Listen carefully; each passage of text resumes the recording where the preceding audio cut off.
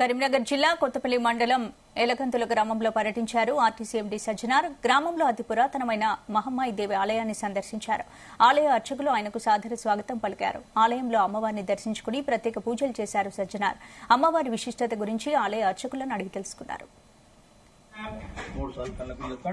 ओम विश्वकर्मणे स्वाहा ओम सनातनाय स्वाहा ओम जगन्माय स्वाहा ओम ब्रह्मणे नमः ओम अच्युत नमस्कार ओम ब्रह्मणे नमः अच्युताय नमः सर्वज्ञाय नमः सुनाथनाय नमः विकर्ताय नमः परमेश्वराय नमः जनार्दनाय नमः वामदेवाय नमः भगवते नमः सवित्रे नमः लोकेशाय नमः दोक्षाय नमः शंकराय नमः जिष्ठाय नमः तन्तबोधविशाचाय एते भूमिवर्गाय एते शामविरोधेन ब्रह्मकर्म समारभेत्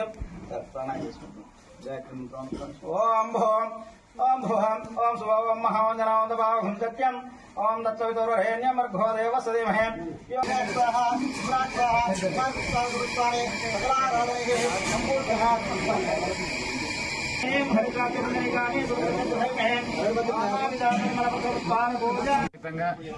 మన వెంకటాచారి గారి తోని కలిసి ఈరోజు కరీంనగర్ జిల్లా ఎలగండ్ల విలేజ్ కి రావడం జరిగింది. మహామాయి దేవస్థానం విజిట్ చేశాను. చాలా అంటే చాలా సంతోషం అనిపించింది.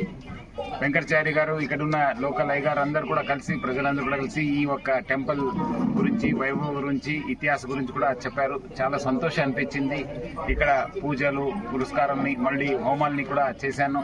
చాలా సంతోషం అనిపించింది. ముఖ్యంగా ప్రజలందరూ కూడా బాగుండాలి. తెలంగాణ ప్రజలు ముఖ్యంగా మన ఆర్టీసీ సంస్థ బాగుండాలి, ఇంకా అభివృద్ధి చెందాలని చెప్పి దేవుడిలో అమ్మవారిలో వేడుకోవడం జరిగింది.